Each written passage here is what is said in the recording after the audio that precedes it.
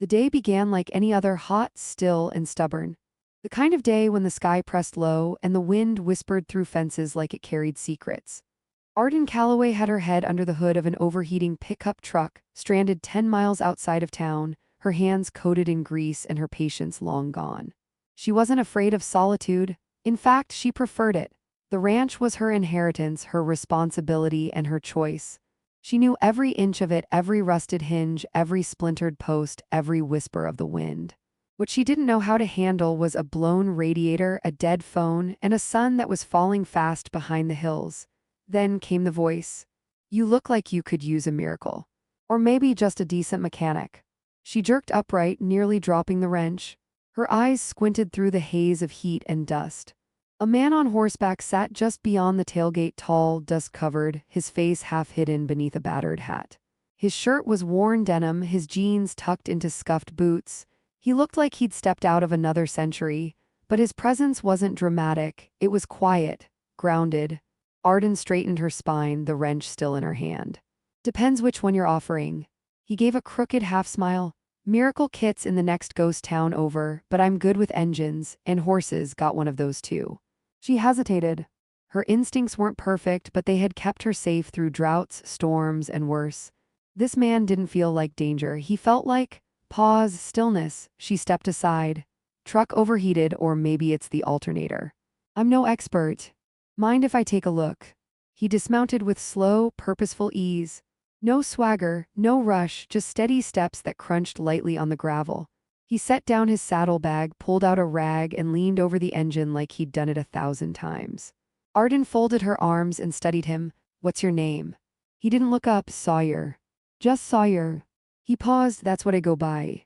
She didn't push, not yet. He worked in silence, wiping at hoses, checking the fan belt. The light shifted gold and shadows lengthened across the land. Coyotes howled in the distance. "You live around here?" she asked. "No, just passing through." "You from the state?" He leaned back, wiping his hands, close enough to smell it, far enough not to belong. She didn't understand what that meant, but something in his tone kept her from asking again. After 20 minutes, he stood up, wiping his hands on his jeans. "She's gonna need a tow." "Radiator's shot." "I figured," she sighed. "There's a ranch about 10 miles west. Mine, got a trailer and a second truck. If you help me hitch this one, I'll feed you dinner." He tipped his hat just slightly. "Deal." It took nearly an hour to get the truck hitched behind his horse. Arden walked until he insisted she ride behind him. At first, she tried to keep her distance, but the night grew cold fast. She leaned in just enough to feel his warmth. When they reached the edge of her property, the old wooden sign greeted them. "Calloway Ranch since 1974. Porch lights glowed amber in the fading dusk. Horses in the pasture lifted their heads but didn't run. Sawyer helped unhitch the trailer and unloaded the supplies in silence. "You any good with tools?" she asked, half joking. "Depends on the job. I've got a busted gate. Leaky roof." He glanced at her. "I could stay a few days, then move on." She nodded. "Just a few days." That night she placed a plate of stew and cornbread in front of him. He sat across from her, freshly showered but still in those old clothes. He ate quietly, grateful, not starving. She watched him from behind her glass, her thoughts loud but unspoken. "You ever settle anywhere?" He shook his head slowly. "Not in a long time." "Running from something." He looked up, the corner of his mouth twitching. "Running toward peace." The words hit something inside her. She didn't ask more. Outside, the wind picked up, brushing against the window like soft fingertips. The night was hushed, almost reverent. She offered him the spare room in the bunkhouse. He accepted, thanked her, and stepped back into the moonlight. She watched him go, locking the door behind him, her brow furrowed. There was something about him, calm but distant, kind but closed off. "A drifter," she whispered, "one of the old kind." She turned off the lights, but sleep never came easy. Just before dawn, a crash shattered the stillness. Arden bolted upright, heart racing. The horses were screaming. She grabbed the rifle, pulled on her boots, and ran toward the barn. 3 figures moved in the dark. One had already slipped inside. The barn door hung from its hinges. Then came the sounds, grunts, fists, a body hitting wood. She raised the rifle, hands shaking. Then movement flashed across her vision. Sawyer. He moved like lightning, grabbing one intruder by the collar, slamming him into a post. Another lunged. Sawyer ducked, struck once, then swept his legs out in a move too practiced to be chance. The third man fled. By the time she reached the barn, 2 men groaned on the ground. Sawyer calmed the horses, checking locks. "You okay?" she gasped. He glanced at the intruders. Better question for them.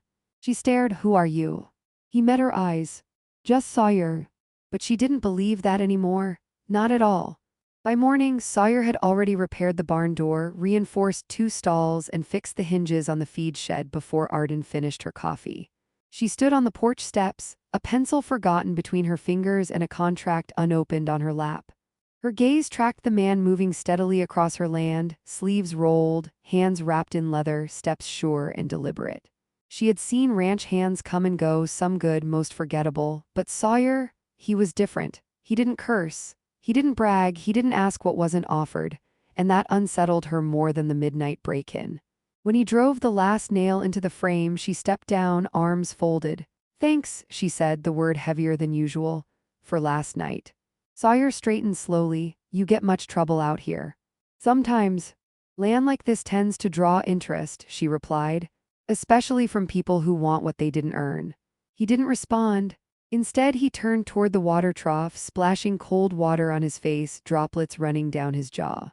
"You ever learn to throw someone like that in a bar fight?" she asked. He looked up, water still dripping. "Not exactly." "You moved like someone trained." He dried his face with a rag, eyes unreadable. "You trust me enough to let me stay." "That was before you started breaking ribs in the dark like some ex-special ops," she snapped, stepping closer. "I can't trust someone who won't tell me a damn thing about themselves." He met her eyes evenly. "I never asked for your trust, you offered it." "Well, now I'm rethinking it." He didn't flinch. "You're either running from something," she said, voice low, "or hiding something. Which is it?" Sawyer turned toward the pasture, watching the horses graze quietly. The wind tugged gently at the tall grass. "Sometimes people lose things," he said softly, "and they don't want to talk about them." Her jaw tightened, but something about his voice, some barely there crack in the armor, held her still. "You've earned a few more nights," she said finally, voice cool. He nodded. "That's all I need." But it wasn't the whole truth, and they both knew it. In the days that followed, he worked like someone trying not to think, mending what had been left broken for too long. A section of fencing she'd ignored for months stood tall again. The old windmill finally turned with purpose. He woke before the sun, drank his coffee black, and never asked for praise. Arden found herself watching him when she wasn't meant to. The way his hands moved over wood, the quiet rhythm of his breath beside the horses. The small things, subtle, that made her wonder more than she wanted to admit. One morning, she watched him calm her most difficult mare, Harlow, with nothing but a low whistle and a steady touch. Harlow, who wouldn't let even her close some days, bowed her head under Sawyer's hand like a lamb. "How did you do that?" she asked. "Didn't fight her," he said, "just listened." Arden crossed her arms. "You good with horses because you love them or because they listen better than people?" He chuckled, the sound low and brief. "A little of both." That night, as they sat side by side on the porch, legs stretched toward the fading sky, she broke the silence. "My father used to say, land's only worth the man willing to stay and fight for it." Sawyer nodded slowly. He wasn't wrong. "You believe that?" He exhaled, gaze far off. "I believe land remembers the hands that build it and the feet that run from it." She turned her head. "And which are you?" He looked at her, then really looked. His eyes shadowed but clear. "I used to build," he said. "Then I ran. I'm still figuring out which one wins in the end." The words lingered like smoke between them. No promises, no answers, just honesty, raw and quiet.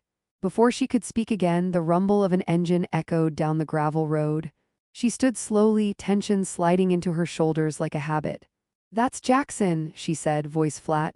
"Problem?" Sawyer asked. She didn't answer. Not with words. The truck rolled into view, sleek, black, arrogant. Jackson stepped out like he owned the land under his boots.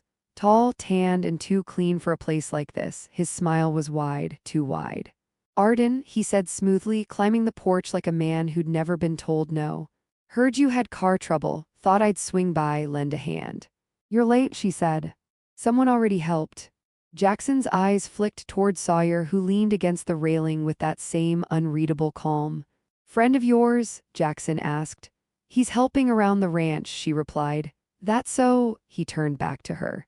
After everything that happened, I thought you'd be ready to talk business. The offer never stood, she said. You just kept pretending it did. Jackson's voice dipped mock hurt. You can't keep this place afloat forever, Arden. You're a breath away from foreclosure. I'm not selling. He stepped closer, tone darker. You sure about that? Because next time I might not come asking. Sawyer stepped down from the porch slowly. You threatening her. Jackson turned. Excuse me. You came uninvited, you're pushing, that's a threat. Jackson scoffed. You don't know who you're talking to. No, Sawyer said, eyes cold, but I know the type. Back off, Cowboy. Sawyer's voice dropped. It's my business now. Arden stepped between them. That's enough, both of you. Jackson leaned in, voice sharp. You'll regret this, Arden, you always do. He turned, slammed the truck door, and sped off in a cloud of gravel and arrogance. Arden's fists were still clenched, her breath tight. He's not going to stop, she whispered. Sawyer watched the horizon. Then neither will I. That night, Arden checked every lock twice, walked the fence line with a flashlight. The wind played tricks on her ears. She barely slept. Sawyer sat in the barn, sharpening a blade with slow, practiced strokes. He didn't speak, he just listened. At midnight, a metallic clang broke the silence. The horses screamed. She ran, rifle in hand. Two figures in black hoodies were inside the barn, unchaining the stalls. Sawyer moved like a storm, tackling the first, disarming the second. The fight was brutal, fast, and precise. One man dropped his crowbar. The other never stood back up. Arden arrived breathless. You good?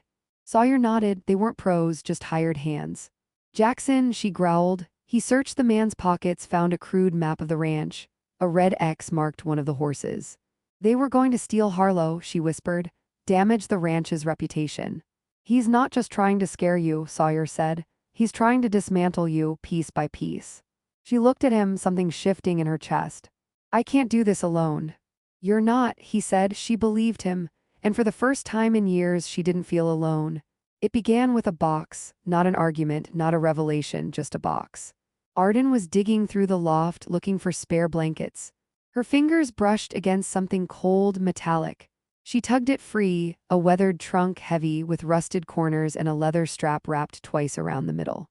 She hadn't seen it before, not in her father's inventory, not in her own memories. The latch creaked open.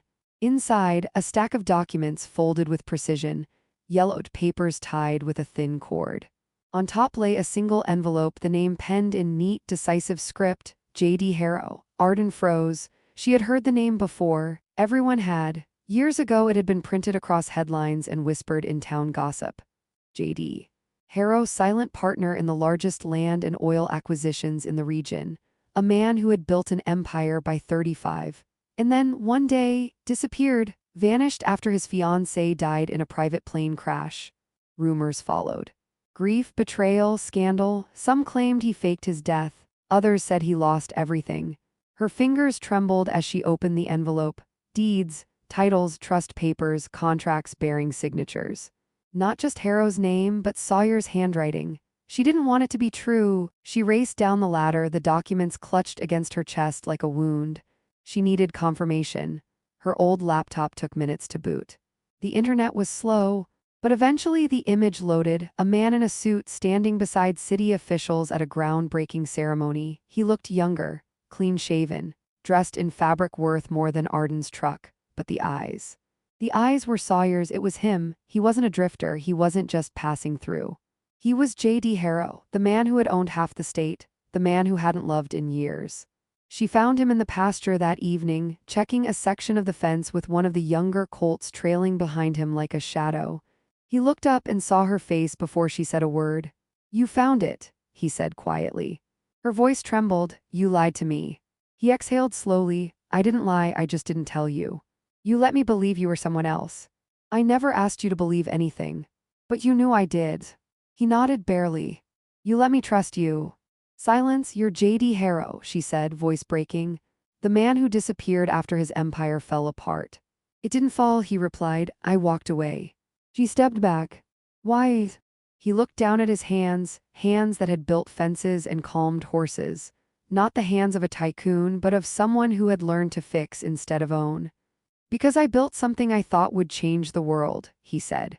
And when the world broke it, I didn't have anything left but silence. The wind stirred around them. I never meant to deceive you, he added. I just wanted to be someone else, somewhere people didn't see money, or legacy, or failure. Just a man with a hammer and a horse. And you let me see that, she said bitterly, and you let me believe it was all real. It was real. No, she said, stepping back. It was half a truth. He stepped closer, but she didn't let him near. I don't care who you were, she whispered, but I cared who I thought you were. I'm still him, he said, desperate, the man who fixed your gate, who watched the sunrise beside you. She shook her head. I don't know who you are anymore. And she turned. She didn't leave a note. She didn't look back. By dawn, the truck was gone. The documents sat untouched on the kitchen table like a monument to everything she thought she understood and now didn't. She drove into town, needing distance, needing air. She booked a room at a roadside inn and tried not to think. But the silence there was louder than any storm. Later that day, passing the hardware store, she heard her name. Arden, you seen the paper. An old rancher she barely knew, Mr. Forrester, held out a crumpled newspaper. The headline stole her breath. 2 more families pressured to sell, Easton Development expands. Her eyes devoured the article. Drake, the man who had threatened her, bought out neighbors and sent men into her barn, was moving fast. Too fast. Families who had held land for generations were now gone or locked in court battles they couldn't afford. At the bottom of the article, a line burned in her chest. Construction set to begin in 90 days on southern edge of Callaway Ranch. Her land. Her home. The puzzle snapped into place. The pressure, the threats, the break-ins. Drake wasn't just trying to scare her, he was trying to erase her. She returned to the motel in a haze. Her untouched dinner sat cold on the table. Her thoughts swirled: Sawyer's face, the barn fights, the feel of his hand brushing past hers, the way he looked at the horizon like it still meant something. She thought about everything he hadn't said, everything he'd done anyway. He hadn't lied to hurt her, he'd hidden to survive. And she had run, not because he wasn't who he said he was, but because she had started to love the man he had become, and that terrified her. But now, love wasn't the point. Drake was winning, and Arden needed someone who didn't just care, she needed someone who could fight. Before sunrise, she drove back. The gate was still open, the porch light still flickered faintly. She found him in the barn, brushing the youngest colt like he hadn't stopped since she left. When their eyes met, there was no anger, only waiting. I read the news, she said. He nodded. He's moving faster than we thought. I walked away. I know. She stepped closer. I didn't come back for an apology. Then why? She swallowed. Because I need you, not just the man who fixed my engine, not the drifter. I need JD. Harrow. He studied her, face unreadable. I need the man who can stop Drake before he takes everything. His eyes softened. Are you sure? She hesitated. No, but I'm sure you never stopped fighting. Even when no one saw it. He stepped forward, his voice quiet. And I never stopped wanting to protect this place. Arden blinked back, tears. So, what do we do? He reached for a folder sitting on the bench, a thick packet marked Easton Holdings LLC. We make a plan, he said, and then we make it loud. They stepped into the morning together. She wasn't alone anymore, and neither was he. The old meeting hall hadn't been this full in years. Sunlight filtered through dusty windows. Rows of folding chairs creaked under the weight of ranchers, teachers, retirees, people with dirt under their nails and land in their blood. People tired of watching their neighbors disappear. At the front of the room stood a man no one recognized, but everyone stared at. Sawyer, or rather J.D. Harrow, wore no tie, just a clean shirt, sleeves rolled, collar open, voice low and steady. Behind him, an easel bore the map of Silver Valley, marked with deeds, arrows, and shell companies. A trail of quiet theft painted in ink.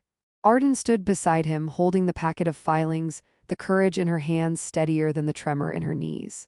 I know I haven't given you a reason to trust me, Sawyer began, his voice calm. But Ray Easton isn't offering business. He's offering pressure. I've seen it. You've felt it. It doesn't stop. It spreads. A murmur moved through the room. He buys with threats. He silences with lawsuits. And he bets you'll all fold because fighting takes money and energy you're too tired to spend. He held up a stack of papers. These are injunctions. We can freeze his permits, slow him down. Shine light on the paper trail. Who's gonna pay for all that? Someone called. I will, Sawyer said simply. Gasps rippled. I built a fortune once, he continued. Then I walked away. That was my choice. But I didn't walk away so people like him could take what honest hands built. An older woman near the front raised her hand. Are you really Harrow? Yes, ma'am. She studied him a moment, then why help us now? Sawyer looked down. A pause, a breath, because I didn't before, he said quietly, and I should have. It wasn't a speech, it wasn't polished, but it was enough. One by one, people stepped forward, calloused hands reached for pens. 25 signatures by the end of the hour, enough to file the motion and start the fire. Later that night, the barn lights stayed on long past midnight. Sawyer stood beside the tack wall, phone pressed to his ear. Yes, the injunction goes in at 8 a.m. That'll force Easton into open hearings. If he moves before that, it's a violation. He paused, and if he doesn't move. He hung up slowly. Arden leaned against the doorframe. Do you think he'll show? He has to. At midnight, they heard it, engines, not one, three, truck headlights cut across the dark field. Flashlights scanned the grass. Ray's voice echoed through the night. Cold, confident, familiar. Come on out, Harrow. You and I both know this land doesn't mean a damn thing without blood on it. Sawyer stepped forward, shotgun lowered but ready. You've made your move, now back off. Ray snarled from behind the lights. You think paperwork's going to stop me? No, Sawyer said, his voice steady, but witnesses will. Sirens wailed in the distance, sheriff's cruisers rushing toward them. You called the cops? Ray spat. No, Sawyer replied. She did. Arden stepped out from behind the barn, rifle in her hands, eyes clear. Back away, Ray. He turned too fast. A gunshot rang out, one shot, sharp and clean. Ray dropped to one knee, clutching his side. His men scattered into the shadows. Arden ran to Sawyer, heart hammering. You okay? He nodded, a gash bleeding down his temple. Close enough. Red and blue lights danced across the field. Ray was arrested on the spot, unregistered weapons, trespassing, attempted assault. The deputies didn't ask questions. By sunrise, the land was quiet again, but something fundamental had shifted. They had drawn a line and stood on it together. The days after were slow but full. Sawyer was slower on his feet, his ribs wrapped, temple stitched. But Arden noticed it wasn't the pain that wore him down, it was the stillness, the thinking. He stood a little longer by the fence. Sat more often in the shade of the barn. Sometimes he sighed when he thought she wasn't listening. But he never said the words regret. And she never asked him to. They worked in rhythm again, fewer silences, more understanding. It wasn't forgiveness they needed, it was permission to be real, to stay. One evening just before sunset, Arden found him sitting beside Harlow's corral, brushing the mare with slow, reverent strokes. You're going to spoil her, she said. She deserves it, he replied. We all do once in a while. She sat beside him, folding her hands. You ever think about what comes next? He didn't answer right away, then, every day. She looked at him. And I used to think I was built to build things, deals, projects, empires. He looked toward the hills. But lately, I just want to build something that lasts, something quiet, something true. Arden swallowed. You have. He reached into his coat. Not a velvet box, just a small, worn case, wooden, hand-sanded, simple. He opened it. Inside, a silver ring. Delicate, no diamonds, no flash, just one engraving on the inner curve. She leaned in. It was her mother's handwriting. A phrase from a birthday card she had left on the kitchen table a lifetime ago. Come home when you're ready, her breath caught. He didn't kneel. He didn't perform. He simply looked at her, eyes full of something too big for words. I haven't loved in years, he said, and I didn't think I ever would again, not like this, not where it matters. She blinked, tears brimming. I don't need a church, he added. I don't need a crowd, I just need you, and the sound of your boots on the porch every morning. She laughed through the tears, then nodded, her voice trembled. Yes. He slipped the ring on her finger, it fit. Like it had always belonged there. They sat in the fading light, hands clasped. No fanfare, no fireworks, just peace. And the quiet, steady choice to love. Spring came slow to the valley, not with a flourish but with quiet persistence. Rain tapped gently against the roof, soaked the dry earth, and coaxed wildflowers from soil that had forgotten how to bloom. Harrison Ridge, once Callaway Ranch, felt different, not louder, just more alive. Horses roamed with soft freedom. Chickens returned to the coop on time. The garden, Arden's mother's old patch, had begun to sprout again, tomatoes in rows, squash curling through wire, herbs rising like memory from the dirt. And inside the barn, laughter returned, not just Arden's, but children's, teenagers, veterans, strangers who came quiet and left steadier. The ranch was becoming more than a home, it was becoming a refuge. They didn't plan it. They simply made room. Sawyer never put his name on anything, no press releases, no photos. When people asked who funded the new shelter for at-risk kids, Arden would smile and say, someone who knows what it's like to want peace. She often caught him sitting with the horses in silence, or talking softly to a young boy whose father hadn't come home. Sometimes he just sat beside someone who was crying, no advice, no rescue, just presence. That's what made people trust him, not the name, the quiet. One morning, as the fog lifted from the hills, Arden stood on the porch with a warm cup in her hands, their daughter, Rowan, bundled against her chest in a woven sling. The baby stirred just slightly, lips parted in a half-smile. She had her father's brow and her mother's quiet stubbornness. From the corral, Sawyer waved. He was helping a teenage girl tack up her first horse. He moved slowly these days, not from age but from purpose. Every step meant something now, every gesture had weight. That evening after dinner, Arden and Sawyer sat on the porch swing, their fingers entwined. The house behind them glowed warm with light. I forget sometimes, she said softly. What's that? That it wasn't always like this. He smiled faintly. Me too. She rested her head against his shoulder. You think this will last?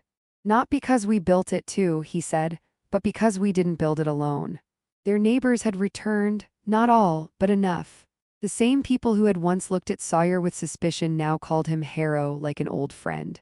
Not because they saw his past, but because they saw what he was building now. They didn't trust money. They trusted the man who'd shown up with a shovel in hand when the roof leaked.